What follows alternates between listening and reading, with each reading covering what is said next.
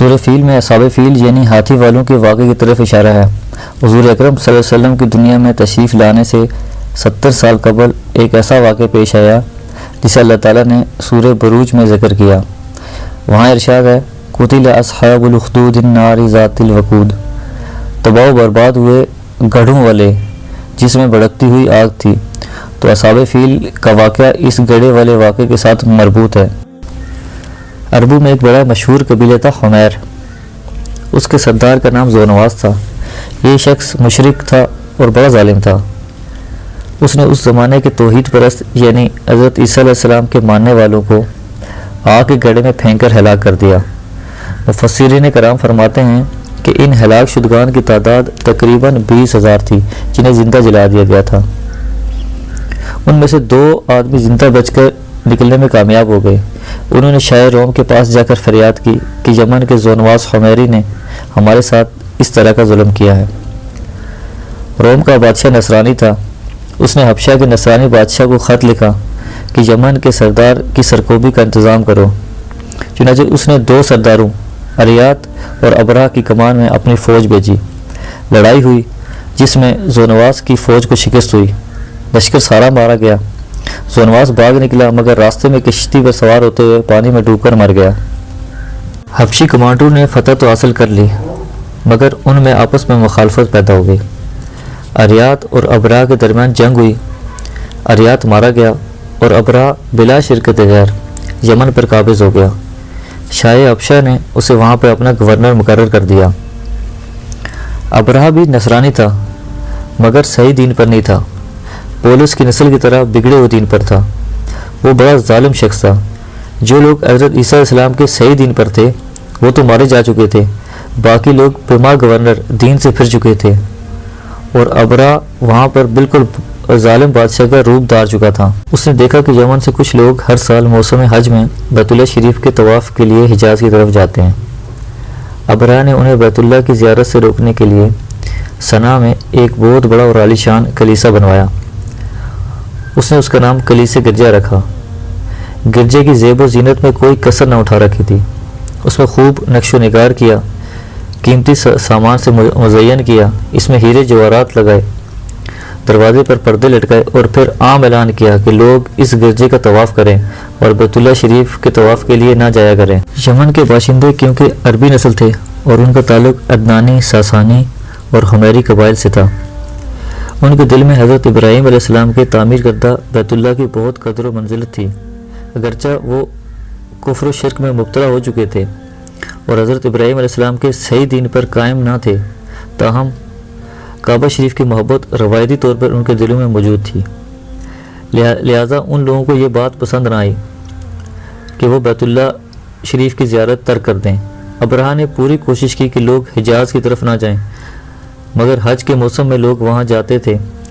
یمن کے لوگ تو ابرہ کے ماتحت تھے، انہیں سخت پریشانی تھی اور یمن سے باہر والے اس کے حکم ماننے کے لیے تیار نہ تھے۔ اس دوران میں 2 ایسے واقعات پیش آئے کہ جنہوں نے ابرہ کو مشتعل کر دیا۔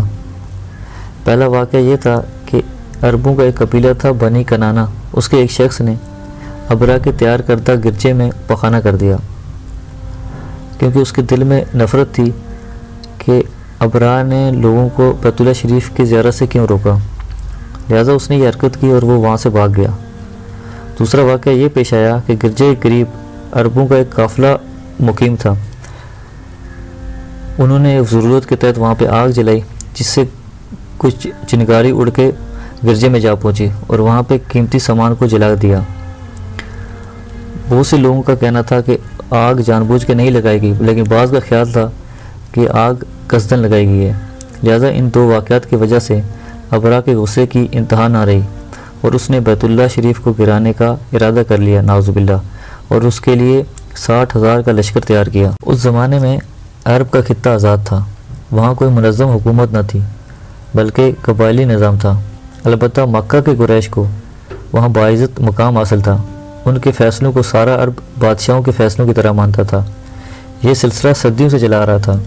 یہ خطہ نہ رومیوں کے تحت تھا اور نہ ایرانیوں کے تحت، اور جس طرح ابرہ کو یہ خیال پیدا ہوا کہ بیت اللہ شریف کو گرا کر وہاں سیاسی فتح حاصل کر لے، اسی طرح رومی اور ایرانی بھی مدت سے اس خطے پر نظریں جمائے بیٹھے تھے کہ کوئی موقع ملے تو اس علاقے کو اپنے زیر اثر کر لیں۔ رہا حبشہ تو اس نے عملی کارروائی کا تو آغاز پہلے ہی کر دیا تھا۔ ادھر عربوں میں 3 قسم کے لوگ تھے، کچھ ایرانیوں کے طرفدار تھے اور کچھ رومیوں کے طرفدار تھے، اور بعض آزاد خیال جو غیر جانبداری کو پسند کرتے تھے۔ اس طرح یہ لوگ مختلف طبقات میں بٹے ہوئے تھے۔ بہرحال ابرا 60,000 کا لشکر لے کر مکہ کی طرف روانہ ہوا۔ اس لشکر میں نئی بات ہاتھیوں کی موجودگی تھی، جس سے عرب کے لوگ واقف نہ تھے۔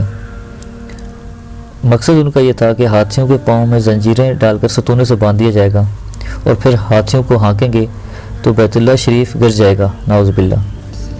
ان ہاتھیوں کا سردار محمود نامی ایک بڑا ہاتھی تھا۔ اس پر ابرا خود سوار ہو کر لشکر کی کمان کرتا تھا۔ ابرا اس ارادے کے ساتھ مکہ کی طرف روانہ ہوا کہ راستے میں اس سے جو بھی مزاحمت کرے گا اسے نیست و نابود کر دے گا۔ بعض عرب قبائل نے مزاحمت کی مگر انہیں شکست ہوئی، ان کے کمانڈر گرفتار ہوئے اور وہ قبائل مغلوب ہو گئے۔ طائف والے خوفزدہ تھے کہ اگر انہوں نے مزاحمت کی تو کہیں ان کے لات اور عزا کے مندر بھی نہ گرا دیے جائیں۔ نیز ابرا نے انہیں رشوت بھی پیش کی۔ نتیجہ یہ نکلا کہ طائف والے ابرا کے ساتھ مل گئے۔ اب ابرا بلا خوف و خطر مکہ معظمہ کے قریب وادی میسر میں مخمس کے مقام پر پہنچ گیا۔ یہ جگہ مزدلفہ کے قریب ہے، جہاں آج کل سڑک پر وادی میسر کا بورڈ لگا ہوا ہے۔ یہاں پہنچ کر اس نے ڈیرا ڈالا۔ مکہ معظمہ یہاں سے 4-5 میل کا فاصلے پر ہے۔ اس نے مکہ کے سردار کے پاس اپنا قاصد بھیجا کہ ہم بیت اللہ کو گرانا چاہتے ہیں، اور اگر تم کوئی تعارض یا پس و پیش نہ کرو تو تمہیں کچھ نہیں کہا جائے گا۔ اس کا خیال تھا کہ یہ لوگ بیت اللہ کے متولی ہیں، یہ اس کی توہین کسی صورت برداشت نہیں کر سکیں گے، بلکہ مزاحمت کریں گے، لہٰذا انہیں بھی کچلنے کا بہانہ ہاتھ آ جائے گا۔ اس وقت سردار مکہ حضور صلی اللہ علیہ وسلم کے جد امجد عبد المطلب تھے۔ ابرا کا ایلچی ان سے ملا اور اپنا مدعا ظاہر کیا، اور ساتھ ہی یہ بھی پیشکش کی کہ اگر وہ چاہیں تو ان کی ملاقات ابرا سے بھی کرائی جا سکتی ہے۔ عبد المطلب نے یہ پیشکش قبول کر لی۔ اسی دوران ابرا کے لشکریوں نے عبد المطلب کے 200 اونٹ پکڑ لیے۔ بہرحال عبد المطلب ابرا کے دربار میں پہنچے۔ آپ بڑے قداور، بڑے وجی اور بڑے باروق تھے۔ ابرا نے جب آپ کو دیکھا تو اپنی جگہ سے نیچے اتر آیا اور انہیں اپنے پاس بٹھایا، اور ترجمان کے ذریعے گفتگو کا آغاز ہوا۔ ابرا نے پوچھا آپ کیا چاہتے ہیں؟ تو انہوں نے کہا کہ آپ کے لشکر والوں نے میرے اونٹ قبضے میں لے لیے ہیں اور میں ان اونٹوں کی سفارش کرتا ہوں واپسی کے لیے۔ ابرا کہنے لگا میں آپ کو بڑا عقل مند سمجھتا تھا، مگر آپ نے کوئی عقل مندی کی بات نہیں کی۔ میں تو آپ کا بیت اللہ گرانے کے لیے آیا ہوں، اس کا تمہیں کوئی فکر نہیں، مگر اونٹوں کی واپسی کا مطالبہ کر رہے ہو، اس کی تمہیں زیادہ فکر ہے۔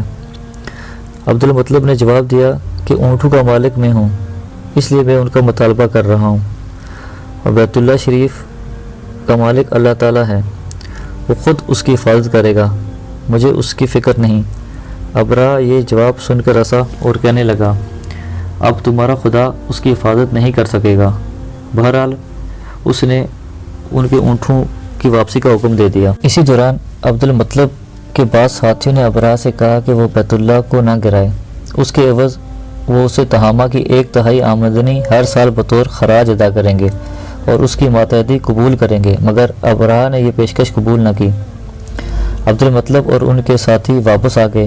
انہوں نے بیت اللہ شریف کی دیواروں سے لپٹ کر یہ دعا کی کہ اے مولا کریم، ہم میں ابرا کے لشکر کے ساتھ مقابلہ کرنے کی ہمت نہیں، لہذا تو ہی اپنے گھر کی حفاظت فرما۔ دعا کے بعد عام اعلان کر دیا گیا کہ لوگ شہر مکہ خالی کر دیں، ورنہ ابرا کا لشکر آ کر انہیں تباہ و برباد کر دے گا۔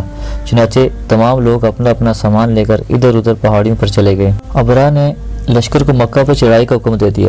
خدا کی قدرت دیکھیے کہ جب وہ بڑے ہاتھی کو مکہ کی طرف ہانکتے تو وہ گھٹنے ٹیک دیتا، باقی ہر سمت چلنے پر تیار تھا، مگر محاوتوں کی 1000 کوشش کے باوجود، دوستوں محاوت اسے کہتے ہیں جو ہاتھیوں کے ٹرینر ہوتے ہیں، تو ان کی 1000 کوشش کے باوجود وہ شہر مکہ کی طرف چلنے پر تیار نہ تھا۔ ابرا کے دل میں طرح طرح کے خیال آ رہے تھے، شاید کسی نے جادو کر دیا ہو یا کوئی اور شرارت کی ہے کہ ہاتھی اس طرف جانے کو تیار ہی نہیں ہے۔ عین اسی وقت جدہ یا بحر شعیب کی طرف سے چھوٹے چھوٹے پرندوں کا غول آنے لگے۔ یہ عجیب و غریب سرخ چونچ والے پرندے تھے جو اس سے پہلے کبھی نہیں دیکھے گئے تھے۔ ان کے 2 پنجوں اور منہ میں 3 کنکریاں تھیں جو انہوں نے ابرا کے لشکر پر پھینکنا شروع کر دی۔ ان کنکریوں میں اللہ تعالیٰ نے ایٹم سے زیادہ طاقت ڈال دی تھی۔ جس سپاہی یا ہاتھی کو یہ کنکر لگتے ان کے جسم سے پار ہو جاتے۔ بہت سے لشکری ہلاک ہو گئے، کچھ زخمی ہوئے، خود ابرار بھی زخمی ہو گیا، مگر اللہ تعالیٰ کو اس کی اور زیادہ ذلت منظور تھی، وہ اس وقت ہلاک نہ ہوا۔ حضرت اکرمہ کی روایت کے مطابق جسم کے جس حصے پر یہ کنکریاں لگتے وہاں چیچک جیسے دانے پیدا ہو جاتے جن میں زہریلا مادہ بھر جاتا، جس کی وجہ سے ان کی ہلاکت واقع ہو جاتی۔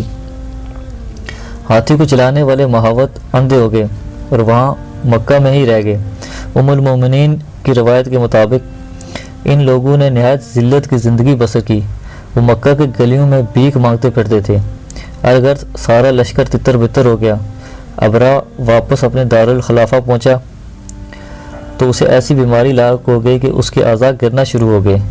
جزام کی بیماری کی طرح آہستہ آہستہ اس کا سارا جسم گل گیا اور اسی طرح وہ بھی ہلاک ہو گیا۔ اصحاب فیل کے اس تاریخی واقعے میں عبرت ہے کہ شعار اللہ کی توہین کرنے والوں کو اللہ تعالیٰ کس طرح ذلیل و خوار کرتا ہے۔ یہ بیت اللہ شریف کو گرانے کے ارادے سے آئے تھے، اللہ تعالیٰ کے عذاب میں گرفتار ہو گئے۔ حضور صلی اللہ علیہ وسلم جب حدیبیہ کے موقع پر آئے تو آپ کی اونٹنی بیٹھ گئی اور آگے نہیں چلتی تھی۔ صحیح حدیث میں آتا ہے کہ حضور صلی اللہ علیہ وسلم نے فرمایا، جس ذات نے ابرا کے ہاتھی والے لشکر کو یہاں روکا اسی نے ہماری اونٹنی کو بھی روک دیا، اب یہ آگے نہیں جائے گی۔ چنانچہ آپ بغیر عمرہ ادا کیے وہیں سے واپس تشریف لے آئے۔ یہ سن 6 ہجری کا واقعہ ہے۔ تفسیری روایت میں آتا ہے کہ اصحاب فیل کے واقعے کے 50 یا 55 دن کے بعد حضور اکرم صلی اللہ علیہ وسلم کی ولادت باسعادت ہوئی۔ اس واقعے کے بعد قبیلہ قریش کی عزت و احترام میں بہت اضافہ ہو گیا۔ دوستو امید کرتا ہوں کہ آپ کو یہ ویڈیو پسند آئی ہوگی۔ انشاءاللہ اگلی کسی اچھی ویڈیو کے ساتھ دوبارہ حاضر ہوں گا، تب تک کے لیے اجازت، فی امان اللہ۔